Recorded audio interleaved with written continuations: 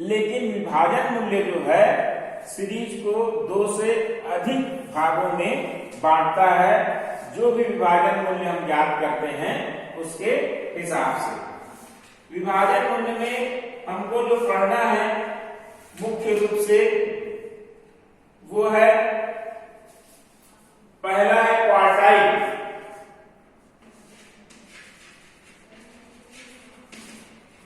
Quartile चतुर्थक जिसको बोलते हैं,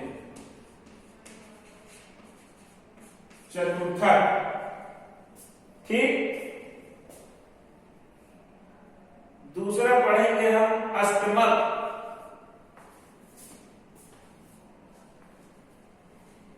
अष्टमक तो वही है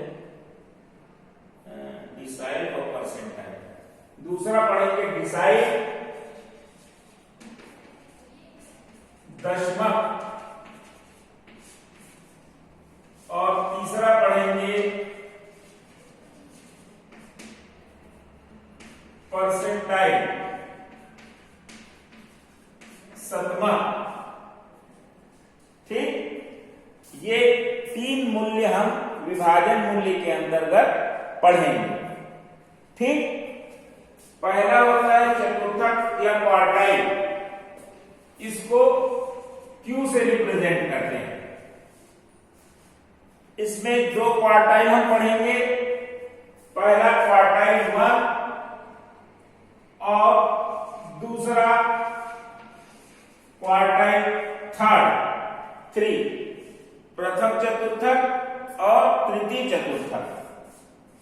दूसरा होता है डिसाइल, डिसाइल को D से रिप्रेजेंट किया जाता है, ठीक। डिसाइल में 1 से लेके 10 तक के विभाजन मूल्य होते हैं। और तीसरा हम पढ़ेंगे परसेंटाइल, इसको P से रिप्रेजेंट किया जाता है। इसमें 1 से लेके 99 तक या 100 तक ले सकते हैं, ठीक है ना। इसमें जो प्रक्रिया होती है वो सेम वैसे ही होती है प्रक्रिया जैसा कि हम मीडियन में किए थे। मीडियन में हम क्या करते हैं, हमको x दिया रहता है और उसकी फ्रीक्वेंसी दी हुई होती है। इंडिविजुअल सीरीज को छोड़ देते हैं हम, क्योंकि उसका कोई मतलब नहीं होता। डिस्क्रीट सीरीज और कंटिन्यूअस सीरीज में हमको x दिया रहता है डिस्क्रीट सीरीज में, और उसकी फ्रीक्वेंसी दी हुई होती है। उसी प्रकार से कंटिन्यूअस सीरीज में हमको क्लास दिया रहता है, वर्गांतर दिया हुआ होता है और उसकी फ्रीक्वेंसी दी हुई होती है। तो सबसे पहला कार्य हम क्या करते हैं, जो फ्रीक्वेंसी हमको दिया हुआ होता है वो सिंपल फ्रीक्वेंसी होता है, उसका हम कुमुलेटिव फ्रीक्वेंसी निकालते हैं, संचयी आवृत्ति ज्ञात करते हैं। और संचयी आवृत्ति ज्ञात करने के पश्चात पहले जैसे मीडियन नंबर निकालते हैं, और मीडियन नंबर को फिर हम देखते हैं कि वो कौन से संचयी आवृत्ति के अंतर्गत आ रहा है, उसके सामने का पद मध्यका माना जाता है।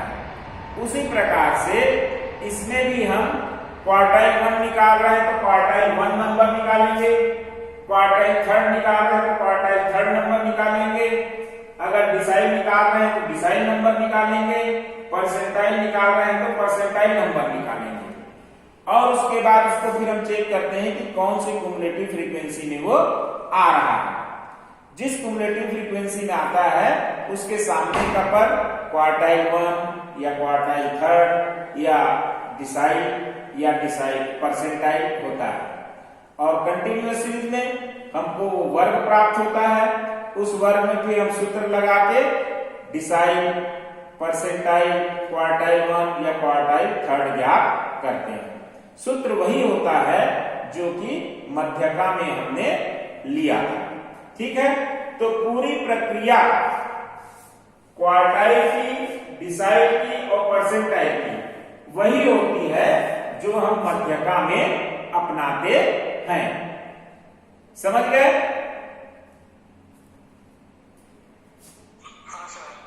हाँ, अब हम आते हैं सीधे सवाल में, ठीक है।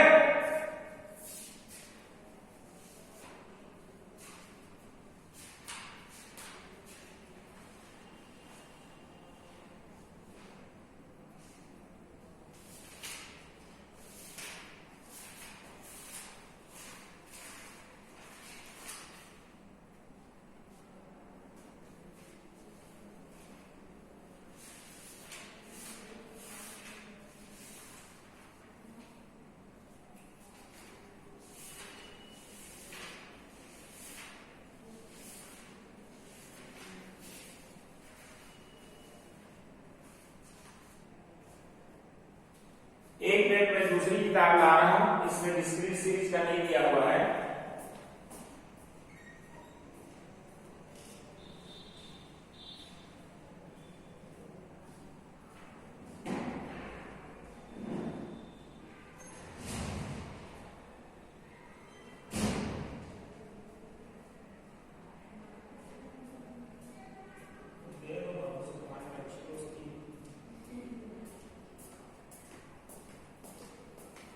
चलो मैं सवाल लिखाता हूं।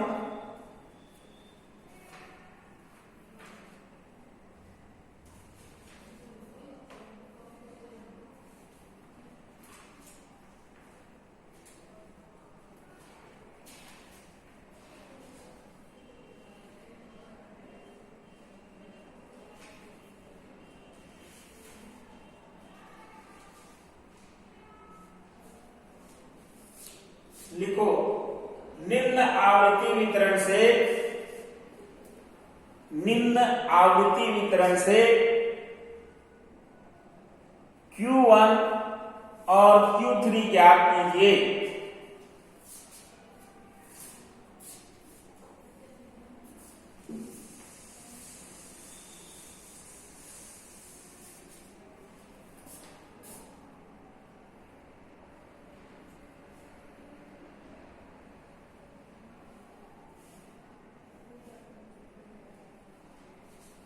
निम्न आवृत्ति वितरण से Q1 और Q3 ज्ञात कीजिए। इसमें X दिया है 1 2 3 4 5 6 7 8 9 और ये F दिया हुआ है 7 11 15 23 20 7 11 15 23 20 12 6 3 2 12 6 3 2। ये क्वेश्चन दिख रहा है तुम लोगों को? हाँ, ये एक डिस्क्रीट सीरीज का प्रश्न है। हमको इसमें निकालना है Q1 Q3, ठीक है, और निकालना है हमको D9 और P75।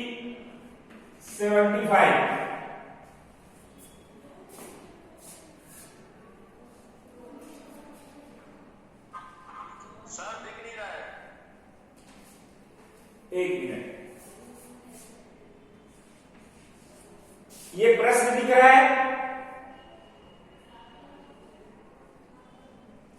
प्रश्न दिख रहा है?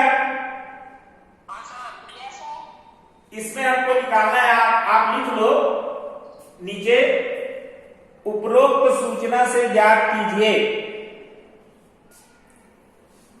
Q1 Q3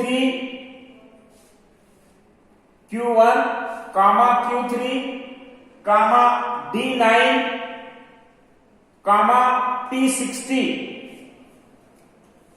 ये है Q1, ये Q3, D9, P60। लिख लिए? Yes sir. Q1 को प्रथम चतुर्थक और Q3 को तृतीय चतुर्थक कहा जाता है। इसमें हमको निकालना है प्रथम चतुर्थक, तृतीय चतुर्थक, नवम दशमक और 60वां शतमक, ये निकालना है। तो हम सबसे पहले, ये हमारे पास x और f दिया हुआ है, इसमें हम एक कॉलम और बना लेंगे CF, कुमुलेटिव फ्रीक्वेंसी। अब CF हम निकालेंगे तो ये 7 हो जाएगा, ये 18 हो जाएगा, ये 33 हो जाएगा, ये 56 हो जाएगा, ये 76 हो जाएगा और ये 88 94 हो जाएगा, ये 97 हो जाएगा, ये 99 हो जाएगा। ठीक, एफ का टोटल करके भी चेक कर लिया करो, एफ का टोटल जरूर कर लिया करो। 8 8 5 13 3 16 17 18 18 6 24 और 24 और 5 29 का 9 3 4 5 6 7 8 9, ये 99 टोटल आया एफ का, सी एफ का लास्ट भी 99 आया। दिख रहा है ना ये सब? हेलो, दिख रहा है तुम लोग को? हाँ सर, दिख रहा है सर। अब हमको सबसे पहले क्या निकालना है? Q1। तो यहां नंबर 1 डालो, लिखो कैलकुलेशन ऑफ Q1 पूर्ण देश, कैलकुलेशन ऑफ Q1। ठीक, अब Q1 के लिए हम सबसे पहले क्या निकालेंगे? Q1 number is equal to, चूंकि डिस्क्रीट सीरीज है तो लिखोगे साइड ऑफ n+1/4। मध्यक्रम हम क्या करते हैं? बटे 2 करते हैं, लेकिन क्वार्टाइल हम क्या करेंगे? बटे 4। ठीक, यहां TH आइटम हो गया। अब इसमें आगे बढ़ेंगे तो साइड ऑफ n कितना है आपका? 99 + 1/4, तो क्या आ जाएगा? 100/4, तो इज इक्वल टू 25, है ना? तो आपका क्वार्टाइल नंबर कितना आया? 25।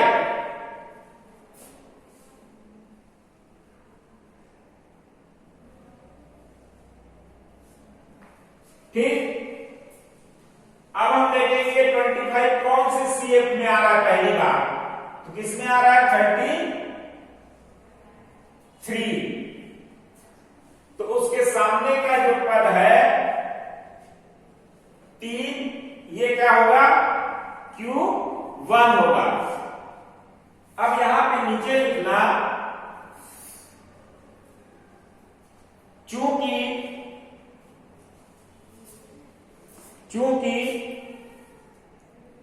Q1 नंबर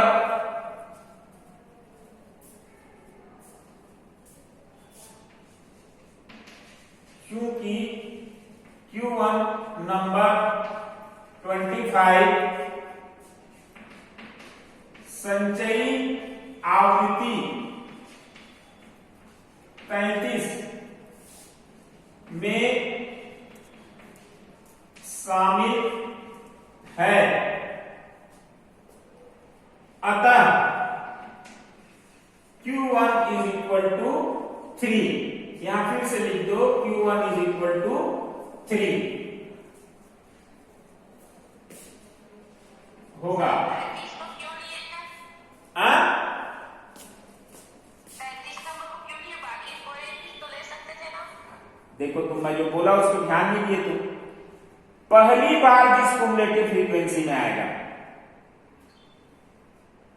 पहली बार किसमें आया है? वो 7 में नहीं आया, 18 में नहीं आया, 33 में आया, है ना? इस सब में भी आ रहा है, लेकिन पहली बार किसमें आया है? 33 में आया है, 33। समझ गए? Yes sir. हाँ, तो ये Q1 निकल आया हमारा। अब इसके बाद हम निकालेंगे, क्या चीज निकालेंगे? Q3। तो देखो, ये यहां पर हम लिख देंगे Q3 नंबर, लिखे।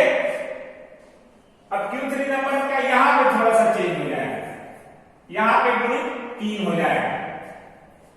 Size of n+1/4 into 3।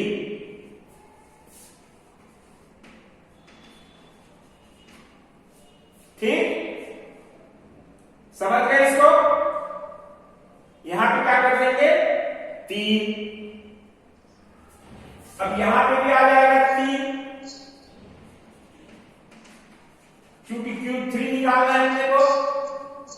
यहां पे भी 3, अरे 4 100 को 4 से डिवाइड किए तो आया 25। 25 को 3 से गुणा करेंगे तो कितना आएगा 75। तो हमारा Q3 नंबर कितना आया 75। आया 75। अब सेम प्रक्रिया इसके लिए अपनाएंगे। देखिए कि 75 पहली बार किसमें आ रहा है, तो 76 में आ रहा है पहली बार। तो इसके सामने का पद जो है 5, ये Q3 होगा। यहां पे हम लिखेंगे क्योंकि Q3 नंबर 75 संचयी आवृत्ति 76 में शामिल है, अतः Q3 बराबर 5 होगा। यहां पे फिर से लिख देंगे Q3 इज इक्वल टू 5। आया समझ में? गड़बड़ी तो नहीं होगी? नहीं। चलिए अब हम निकालते हैं, क्या निकालना था, D9 निकालना था अपने को, है ना?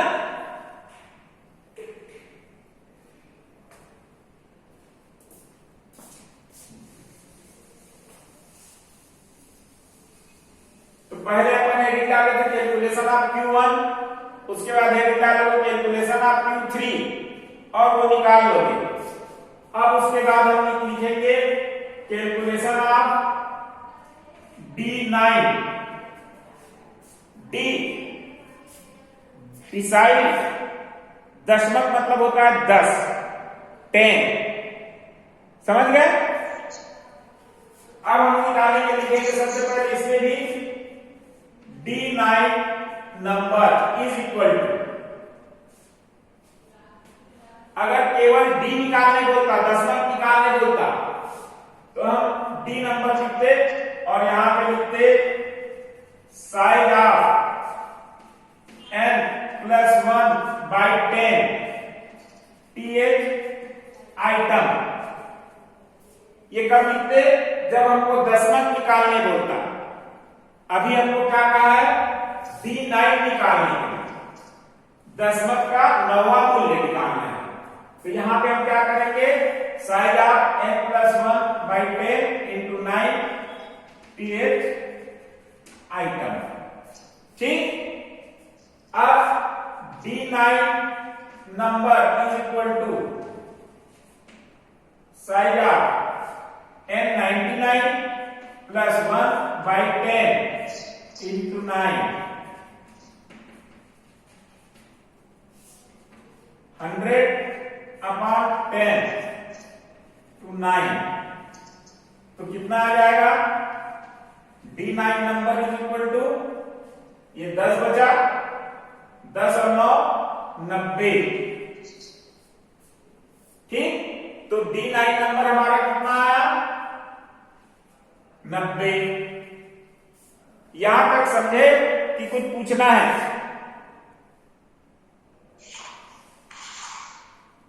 हेलो,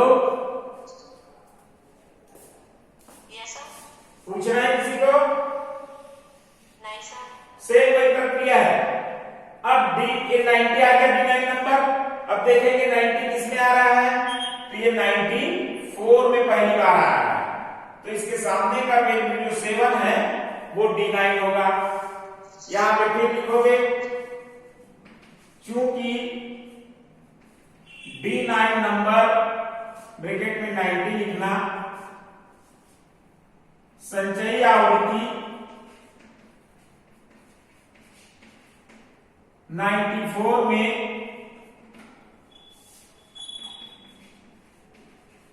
शामिल है,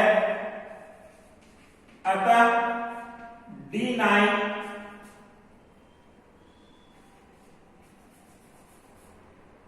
इज इक्वल टू 7 होगा। यहां फिर नीचे में लिख देना D9 is equal to 7।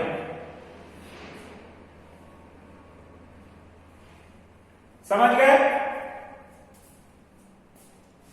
Yes sir. अब चौथा हमको क्या निकालना है? शतमक। तो लिखोगे शतमक का 7वां मूल्य, तो कैलकुलेशन आप P60,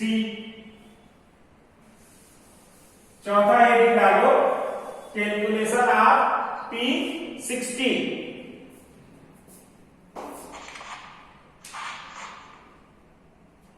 ठीक। अब P60 में भी वैसे सबसे पहले अपन क्या करेंगे? P60 number is equal to size n+1। अब P है तो P के परसेंटाइल का मतलब होता है 100। तो n+1/100। अब 100 पे कौन सा वैल्यू निकालना है? 60वां, तो इंटू 60। ठीक। अब यहां पे लिखो P60 number is equal to size 99+1/100 into 60।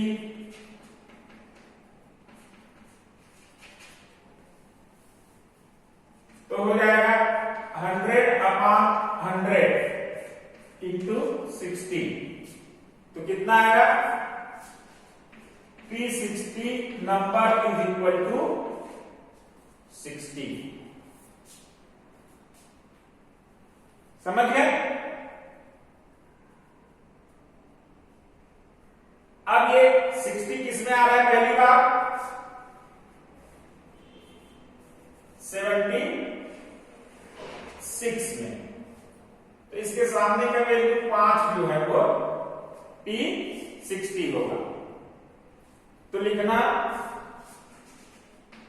क्योंकि P60 नंबर ब्रैकेट में लिखना 60 संचयी आवृत्ति 76 में शामिल है,